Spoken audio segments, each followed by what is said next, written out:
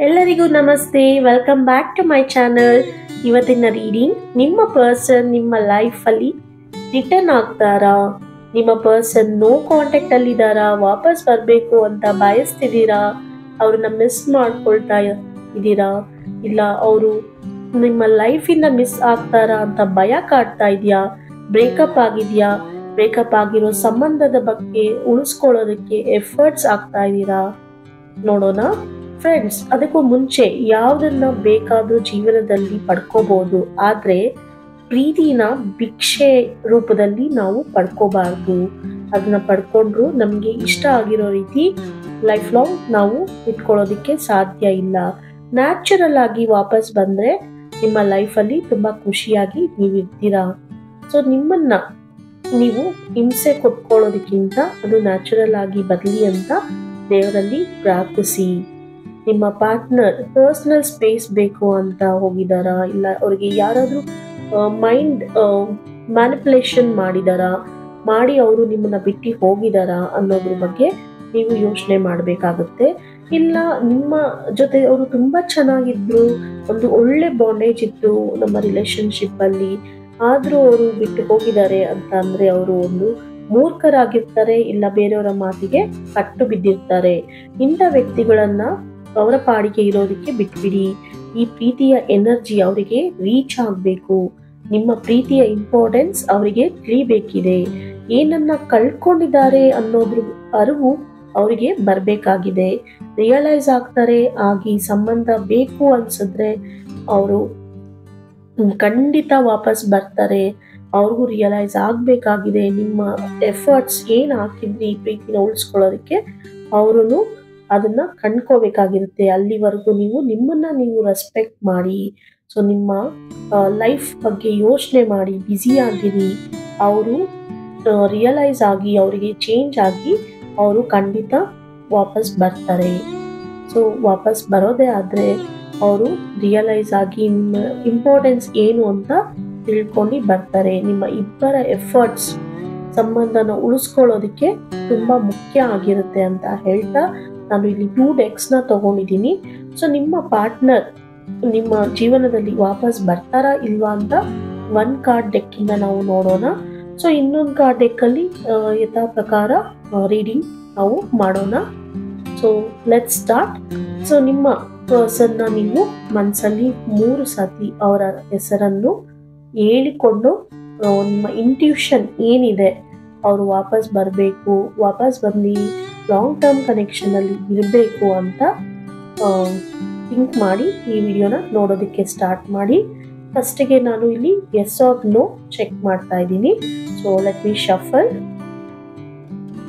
Card ಹಿಂಗ್ ಬರುತ್ತೆ ಅಂತ ತಿಳ್ಕೊಳ್ಳೋಣ. ಓಕೆ, 2 ಕಾರ್ಡ್ಸ್ ಬಿದ್ದಿದೆ ಫ್ರೆಂಡ್ಸ್ ಇಲ್ಲಿ. ಸೊ 2 ಕಾರ್ಡ್ಸ್ ಕೂಡ ಎಸ್ ಅಂತ ಬರ್ತಾ ಇದೆ. ಸೊ ನಿಮ್ಮ ಪಾರ್ಟ್ನರ್ ನಿಮ್ಮ ಲೈಫಲ್ಲಿ ಖಂಡಿತ ವಾಪಸ್ ಬರ್ತಾರೆ. ಸೊ ನೀವು ವೇಟ್ ಮಾಡಬೇಕಾಗತ್ತೆ, ತಾಳ್ಮೆಯಿಂದ ಇರಬೇಕಾಗತ್ತೆ. ಸೊ ಇಟ್ಸ್ ಎಸ್ ಕಾರ್ಡ್ ಬಂದಿದೆ. ಸೊ ಡಬಲ್ ಕಾರ್ಡ್ಸ್ ಬಂತು. ಸೊ ಹಾಗಾದ್ರೆ ನಾನು ಡಬಲ್ ಕಾರ್ಡ್ಸ್ನು ತೆಗ್ದು ನೋಡಿದೆ. ಸೊ ಇಟ್ಸ್ ಎರಡೂ ಎಸ್ ಅಂತ ಬರ್ತಾ ಇದೆ ನೋಡಿ. ಸೊ ಖಂಡಿತ ವಾಪಸ್ ಬರ್ತಾರೆ. ಸೊ ನೀವು ಭಯ ಆತಂಕ ಪಡೋದು ಬೇಡ.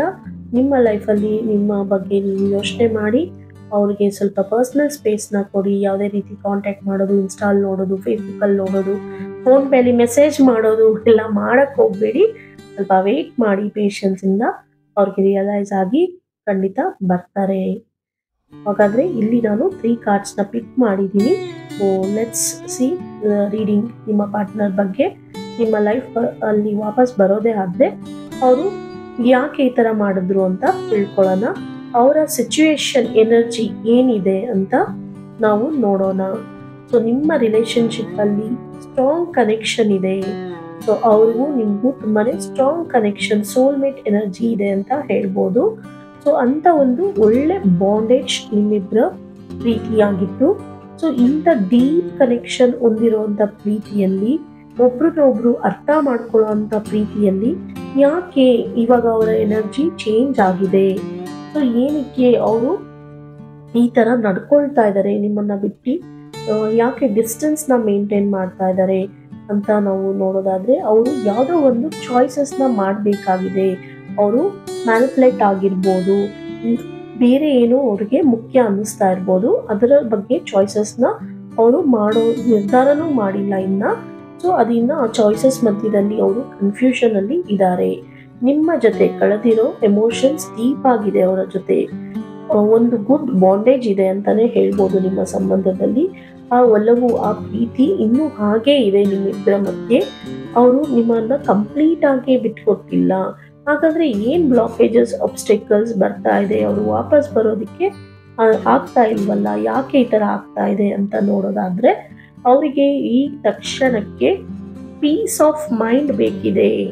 ಎಮೋಷನಲಿ ಡಿಸ್ಟೆನ್ಸ್ ನ ಮೇಂಟೈನ್ ಮಾಡ್ತಾ ಇದ್ದಾರೆ ಅವರು ನಿಮ್ ಜೊತೆ. ನೀವು ಅಥವಾ ಅವರು ಇಬ್ಬರಲ್ಲಿ ಯಾರಿಗೋ ಒಬ್ಬರಿಗೆ ಟೈಮ್ ಬೇಕಾಗಿದೆ ಇದನ್ನ ಹೀಲ್ ಮಾಡ್ಕೊಳ್ಳೋದಕ್ಕೆ. ಏನಾದ್ರೂ ಮಿಸ್ಅಂಡರ್ಸ್ಟ್ಯಾಂಡಿಂಗ್ ಇದ್ರೆ ಅದನ್ನ ಕ್ಲಾರಿಫೈ ಮಾಡ್ಕೊಳ್ಳಿ, ಇಲ್ಲ ಏನಾದ್ರೂ ತಪ್ಪು ನಡೆದಿದ್ರೆ ಇಬ್ರು ಮಧ್ಯದಲ್ಲಿ ಅದನ್ನ ಸರಿಪಡಿಸ್ಕೊಳ್ಳಿ. ಇನ್ ಕೇಸ್ ಫ್ಯಾಮಿಲಿ ಜೊತೆ ಏನಾದ್ರೂ ಕರೆಕ್ಷನ್ ಅಲ್ಲಿ ಏನಾದ್ರೂ ರಾಂಗ್ ಆಗ್ತಾ ಇದ್ರೆ ಅದ್ರ ಬಗ್ಗೆ ಯೋಚನೆ ಮಾಡಬೇಕಾಗಿದೆ. ಇಬ್ಬರಲ್ಲಿ ಯಾರಿಗೋ ಒಬ್ರಿಗೆ ಟೈಮ್ ಒಂದು ಖಂಡಿತ ಬೇಕಾಗಿದೆ. ಥಿಂಕ್ ಮಾಡೋದಕ್ಕೆ ಟೈಮ್ ಕೊಡಿ ಅವ್ರಿಗೆ. ಅವ್ರು ಯೋಚನೆ ಮಾಡೋದಕ್ಕೂ ನೀವು ಟೈಮ್ ಕೊಡ್ತಾ ಇಲ್ಲ ಏನ್ ಡಿಸಿಷನ್ ತಗೊಳ್ಳೋದಕ್ಕೆ. ಅದು ಒಂದು ರೀಸನ್ ಆಗಿದೆ. ಅವ್ರಿಗೆ ಎಮೋಷನಲ್ ಸ್ಪೇಸ್ ಬೇಕಿದೆ ಅಂತ ಹೇಳ್ಕೊಳ್ಳೋದಕ್ಕೆ. ಕಂಪ್ಲೀಟ್ ಆಗಿ ನಿಮ್ಮನ್ನ ಅವರು ಬ್ಲಾಕ್ ಮಾಡಿಲ್ಲ, ಪಾಸ್ ಮಾಡಿದ್ದಾರೆ, ತಕ್ಷಣಕ್ಕೆ ಪಾಸ್ ಮಾಡಿದ್ದಾರೆ ಅಂತ ಬರ್ತಾ ಇದೆ. ಅವರು ನಿಮ್ಮನ್ನ ಸದ್ಯದ ಪರಿಸ್ಥಿತಿಯಲ್ಲಿ ಯೋಚನೆ ಮಾಡೋದಕ್ಕೋಸ್ಕರ ಪಾಸ್ ಮಾಡಿದ್ದಾರೆ. ಹಾಗಾದ್ರೆ ಅವರು ಖಂಡಿತ ವಾಪಸ್ ಬರ್ತಾರಾ? ಔಟ್ಕಮ್ ಏನಿದೆ, ಯಾವಾಗ ವಾಪಸ್ ಬರ್ತಾರೆ ಅಂತ ಪ್ರಶ್ನೆ ನಿಮಗಿದೆ ಅಂತ ನನಗೆ ಗೊತ್ತು. ಸೊ ಆ ವಿಚಾರ ಕೂಡ ಮಾಡೋದಾದ್ರೆ ನೋಡಿ, ವೀಲ್ ಆಫ್ ಫಾರ್ಚ್ಯೂನ್ ಬಂದಿದೆ. ಸೊ ಇದ್ರ ಅರ್ಥ ಕಷ್ಟದ ಕಾಲ ತಿರುಗಿ ಒಳ್ಳೆಯ ಕಾಲ ಮತ್ತೆ ವಾಪಸ್ ಬರುತ್ತೆ. ಸೊ ದೇವರ ಟೈಮಿಂಗ್ಗೋಸ್ಕರ ನೀವು ವೇಟ್ ಮಾಡಬೇಕಾಗಿದೆ. ಧರ್ಮದ ಫಲಕ್ಕೆ ವೇಟ್ ಮಾಡಬೇಕಾಗಿದೆ. ಸ್ಟ್ರಾಂಗ್ ಚಾನ್ಸ್ ಇದೆ ವಾಪಸ್ ಬರೋದಕ್ಕೆ. ಅವರು ತುಂಬಾನೇ ಚಾನ್ಸಸ್ ಇದೆ ಅಂತ ತೋರಿಸ್ತಾ ಇದೆ. ನಿಮ್ಮನ್ನ ನೀವು ಕಂಟ್ರೋಲ್ ಮಾಡ್ಕೊಳ್ಳಿ, ಆದ್ರೆ ನೀವು ಅವ್ರನ್ನ ಕಂಟ್ರೋಲ್ ಮಾಡೋದಕ್ಕೆ ನಿಮ್ಮ ಕೈಯಲ್ಲಿ ಇಲ್ಲ. ಅವರು ಔಟ್ ಆಫ್ ಕಂಟ್ರೋಲ್ ಆಗಿದ್ದಾರೆ ಆಲ್ರೆಡಿ. ಸೊ ನೀವು ಯಾವುದೇ ರೀತಿ ಅವರು ಕಂಟ್ರೋಲ್ ತಗೊಳಕ್ಕೆ ಅವರು ನಿಮ್ಮ ಕಂಟ್ರೋಲ್ ಅಲ್ಲಿ ಇಲ್ಲ. ಇನ್ ಕೇಸ್ ನೋ ಕಾಂಟ್ಯಾಕ್ಟ್ ಅಲ್ಲಿ ಇದ್ರೆ, ಅವರು ಆಲ್ರೆಡಿ ನಿಮ್ಮನ್ನ ಬ್ಲಾಕ್ ಮಾಡಿದ್ರೆ ಅವ್ರಿಗೆ ನೀವು ಯಾವುದೇ ರೀತಿ ಇನ್ಪುಟ್ಸ್ ನ ಕೊಡೋದಕ್ಕೆ ಸಾಧ್ಯ ಇಲ್ಲ. ಅವ್ರಿಗೆ ರಿಯಲೈಸ್ ಆಗಿ ಅವರು ವಾಪಸ್ ಬರಬೇಕಾಗಿದೆ. ಸೊ ನೀವು ಪಾಸಿಟಿವ್ ಶಿಫ್ಟ್ ನ ನೀವು ಖಂಡಿತ ನಿಮ್ಮ ರಿಲೇಶನ್ಶಿಪ್ ಅಲ್ಲಿ ನೀವು ನೋಡ್ತೀರಾ. ಹಾಗಾದ್ರೆ ಅವರು ಪಾಸಿಟಿವ್ ಶಿಫ್ಟ್ ನೋಡ್ತೀನಿ, ಅವ್ರು ವಾಪಸ್ ಬರ್ತಾರೆ ಅಂತ ಅಂದ್ರೆ, ಸೂಚನೆ ಬರ್ತಾ ಇಲ್ಲ ಅಂತ ಅಂದ್ರೆ, ನೀವು ದೇವರಲ್ಲಿ ನಂಬಿಕೆಯನ್ನ ಇಡಿ. ಸೊ ದೇವರ ಟೈಮಿಂಗ್ಗೋಸ್ಕರ ವೇಟ್ ಮಾಡಿ. ಸೊ ಅವ್ರು ವಾಪಸ್ ಬರೋದೇ ಆದ್ರೆ ಇಮಿಡಿಯೇಟ್ ಆಗಿ ಅಂತೂ ಖಂಡಿತ ಸಾಧ್ಯ ಇಲ್ಲ ಬರೋದಕ್ಕೆ. ಇನ್ ನೆಕ್ಸ್ಟ್ 3 to 6 months ಅಲ್ಲಿ ಎಲ್ಲವೂ ಸರಿ ಹೋಗುತ್ತೆ. ಅವರು ವಾಪಸ್ ಬಂದಾಗ ಒಂದು ಸ್ಟೇಬಲ್ ಪ್ರೀತಿ ನಿಮ್ದಾಗುತ್ತೆ ಅಂತ ಬರ್ತಾ ಇದೆ. ಸೊ ಅವರು ಖಂಡಿತ ವಾಪಸ್ ಬರ್ತಾರೆ ರಿಯಲೈಸ್ ಆಗಿ. ಆ ವಾಪಸ್ ಬರೋದಕ್ಕೆ ನೀವು ಸ್ವಲ್ಪ ಸಮಯವನ್ನು ಕೊಡಬೇಕಾಗಿದೆ. ಸೊ ದಯವಿಟ್ಟು ಅವ್ರಿಗೆ ಪರ್ಸನಲ್ ಸ್ಪೇಸ್ನ ಕೊಡಿ. ಅದ್ರ ಮಧ್ಯದಲ್ಲಿ ನಿಮ್ಮ ಲೈಫಲ್ಲಿ ನಿಮ್ಮ ಡೈಲಿ ರೋಟೀನ್ ಏನಿದೆ ಅದನ್ನ ನೀವು ಮರಿಬಾರ್ದು. ಆ ಡೈಲಿ ರೋಟೀನ್ನ ನೀವು ಕಂಟಿನ್ಯೂ ಮಾಡಿಕೊಂಡು ನಿಮ್ಮ ಗ್ರೋತ್ ಬಗ್ಗೆ ನೀವು ಯೋಚನೆ ಮಾಡಬೇಕಾಗಿದೆ, ಹೀಲ್ ಆಗಬೇಕಾಗಿದೆ. ನೀವು ಯೋಚನೆ ಮಾಡಬಾರ್ದಾಗಿದೆ. ಲೈಕ್ ಯೋಚನೆ ಖಂಡಿತ ಬರುತ್ತೆ, ಬಟ್ ನೀವು ಕುಗ್ಗಬಾರ್ದು. ನೀವು ಪಾಸಿಟಿವ್ ಆಗಿ ಇರಬೇಕಿದೆ. ಅವಾಗ ಮಾತ್ರ ನಿಮ್ಮ ಗ್ರೋತ್ ಕೂಡ ನೋಡೋದಕ್ಕೆ ಸಾಧ್ಯ ಇದೆ. ಸೊ ಈ ತರ ರೀಡಿಂಗ್ ಅಲ್ಲಿ ಬರ್ತಾ ಇದೆ. ನಿಮ್ಮ ಎಮೋಷನ್ಸ್ ನ ನೀವು ಕಂಟ್ರೋಲ್ ಮಾಡ್ಕೊಳ್ಳಿ ಫ್ರೆಂಡ್ಸ್. ನನಗೆ ಅರ್ಥ ಆಗುತ್ತೆ, ನೋ ಕಾಂಟ್ಯಾಕ್ಟ್ ಅಲ್ಲಿ ಇದ್ರೆ ಒಂದು ಚೆನ್ನಾಗಿರೋ ಪ್ರೀತಿ ಸಡನ್ ಆಗಿ ನೋ ಕಾಂಟ್ಯಾಕ್ಟ್ ಹೋಗ್ತಾ ಇದ್ದಾರೆ, ಯಾವ ತರ ಫೀಲ್ ಆಗುತ್ತೆ ಅನ್ನೋದು ರಿಯಲೈಸ್ ಆಗುತ್ತೆ. ಬಟ್ ನೀವು ಸ್ವಲ್ಪ ಪೇಷನ್ಸ್ ಇಂದ ವೇಟ್ ಮಾಡಿದಾಗ ಖಂಡಿತ ನಿಮ್ಮ ಸಂಬಂಧದಲ್ಲಿ ಒಂದು ಪಾಸಿಟಿವ್ ರಿಸಲ್ಟ್ ನ ನೀವು ನೋಡ್ಬೋದಾಗಿದೆ. ಹಾಗಾದ್ರೆ ವಾಪಸ್ ಬನ್ನಿ, ಎಲ್ಲವೂ ಸರಿ ಹೋಗುತ್ತಾ ಅಂದ್ರೆ ಡೆಫಿನೆಟ್ಲಿ ಎಸ್ ಅಂತ ಬರ್ತಾ ಇದೆ.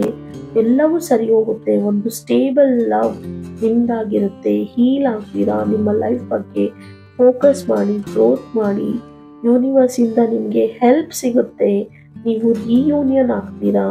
ಸದ್ಯಕ್ಕೆ ನಿಮ್ಮ ಎನರ್ಜೀಸ್ನ ಟ್ರಸ್ಟ್ ಮಾಡಿ ಅಂತ ಬರ್ತಾ ಇದೆ. ನಿಮ್ಮ ಎನರ್ಜೀಸ್ ಏನು ಬರ್ತಾ ಇದೆ ಪಾಸಿಟಿವ್ ಆಗಿ ಅದನ್ನ ಟ್ರಸ್ಟ್ ಮಾಡಿ. ಖಂಡಿತ ನೀವು ರೀಕನೆಕ್ಟ್ ಆಗ್ತೀರಾ ನಿಮ್ಮ ಪ್ರೀತಿಯ ಪಾರ್ಟ್ನರ್ ಜೊತೆ ಅಂತ ಹೇಳ್ತಾ, ಸೊ ಯಾರಿಗೆಲ್ಲ ಸ್ವಿಚ್ ವರ್ಡ್ ಅಗತ್ಯ ಇದೆ ಇಲ್ಲ ಸಿಂಪಲ್ ರೆಮಿಡಿ ಸ್ಪೆಲ್ಸ್ ಬೇಕು ಅಂತ ಅನ್ಸಿದ್ರೆ ನಿಮ್ಮ ಪಾರ್ಟ್ನರ್ ವಾಪಸ್ ಬರೋದಕ್ಕೆ, ಸೊ ನೀವು ನನಗೆ ವಾಟ್ಸಪ್ ಮಾಡಿ, ಖಂಡಿತ ನಾನು ಹೆಲ್ಪ್ ಮಾಡ್ತೀನಿ ಅಂತ ಹೇಳ್ತಾ ಈ ವಿಡಿಯೋನ ಇಲ್ಲಿಗೆ ಎಂಡ್ ಮಾಡ್ತಾ ಇದ್ದೀನಿ. Thank you.